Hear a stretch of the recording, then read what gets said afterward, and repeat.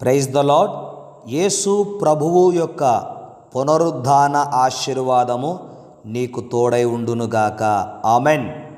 ఈరోజు దేవాది దేవుడు మనకు బయలుపరిచిన వాగ్దానము, మీకు సమాధానము కలుగునుగాక. ఆమెన్. క్రీస్తునందు ప్రియమైన వారలారా, ఈరోజు యేసుక్రీస్తు సమాధిని గెలిచి మరణమును ఓడించి ఆయన పునరుద్ధానుడైన దినము గనుక యేసుక్రీస్తు పునరుద్ధానుడైన తరువాత ఆయన నోట నుండి వచ్చిన మొదటి మాట, మీకు సమాధానము కలుగునుగాక, మీకు శుభము కలుగునుగాక అనే మాట యేసు ప్రభువు ఆయన తన శిష్యులతో చెప్పాడు. యోహాను సువార్త 20 అధ్యాయము 19, 20, 21 వచనాలలో 2 పర్యాయములు యేసు ప్రభువు ఈ వాగ్దానము చేశాడు.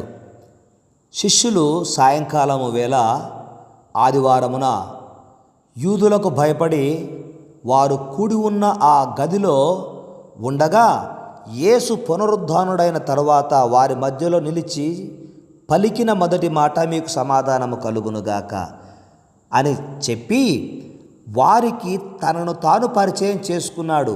తన చేతులను తన పక్కను చూపించాడు. అప్పుడు వరకు అసమాధానముగా భయముతో బ్రతుకుతూ ఉన్న వారి ముఖములో, వారి జీవితములో సంతోషం కలిగింది.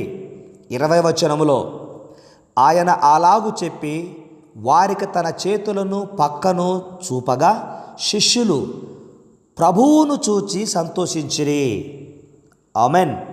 ఈరోజు ఆనాడు వారు ప్రభువును చూసి సంతోషించారు.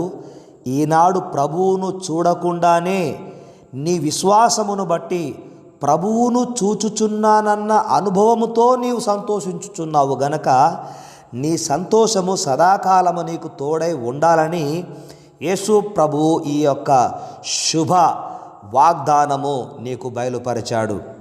నీకు సమాధానము కలుగునుగాక. క్రీస్తునందు ప్రియమైన వారలారా, ఈ సమాధాన సందేశాన్ని యేసు ప్రభు పునరుద్ధానుడైన మొదటి ఆదివారము ఆయన మేడగదిలో ఉన్న శిష్యులకు ఈ వాగ్దానము చేశాడు. ఈ సమాధాన సందేశాన్ని అందించాడు. 2వ ఆదివారము తోమా ఉన్నాడు. మొదటి ఆదివారము అనగా యేసు ప్రభు పునరుద్ధానుడైన మొదటి ఆదివారము తోమా లేడు. తోమా మినహాయించి మిగతా శిష్యులు ఉన్నారు. వారు సమాధానం పొందుకున్నారు. 2వ ఆదివారము శిష్యులతో కలిసి తోమా కూడా ఉన్నాడు. ఆ సమయంలో కూడా యేసు ప్రభు మరలా ఇదే మాట పలికాడు. యోహాను సువార్త 20 అధ్యాయము 26వ వచనములో 8 దినములైన తరువాత ఆయన శిష్యులు మరలా లోపల ఉన్నప్పుడు తోమా వారితో కూడా ఉండెను. తలుపులు మూయబడి ఉండగా యేసు వారి మధ్యకు వచ్చి నిలిచి, మీకు సమాధానము కలుగునుగాక అనెను.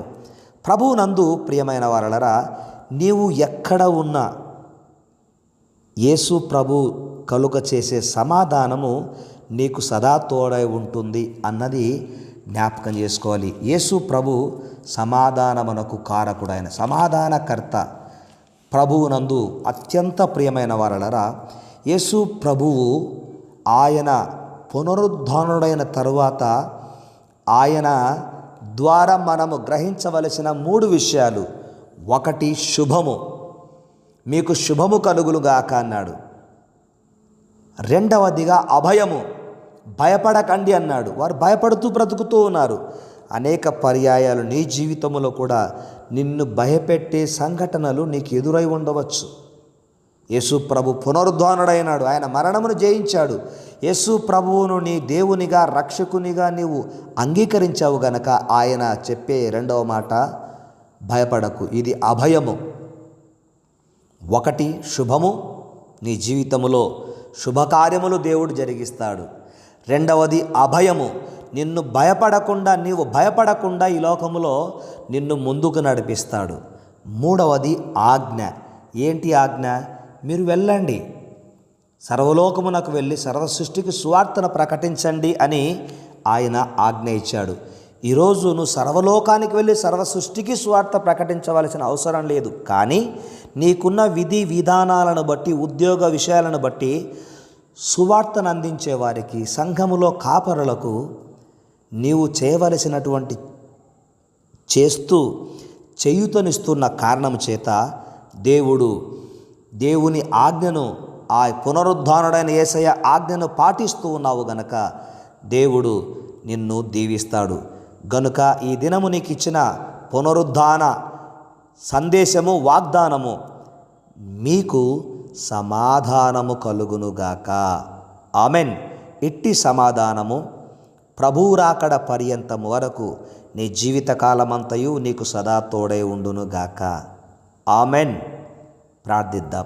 పరిశుద్ధుడువైన నా తండ్రి, పునరుద్ధానుడైన యేసయ్య మీకు వందనాలు. మీ పునరుద్ధాన దినము నాడు మొదట మీ నోట నుంచి వచ్చిన మాట శుభమన్నారు, సమాధానమన్నారు. మీకు వందనాలు. కనుక మా ప్రియ బిడ్డల జీవితాలలో ఈ శుభ సమాచారము, ఈ శుభము, సమాధానము వారి జీవితకాలం అంతా తోడుగా ఉంచి మహిమ, ఘనత, ప్రభావాలు మీరు పొందమని, నిండారుగా దీవించుమని, మేలుకై దీవించుమని యేసు నామమున ప్రార్థిస్తున్నాము తండ్రి. ఆమెన్. తండ్రి, కుమార, పరిశుద్ధాత్ముని యొక్క సన్నిధి, సహాయం, సహవాసము, పునరుద్ధానుడైన యేసయ్య దీవెన నీకు తోడై ఉండునుగాక. ఆమెన్.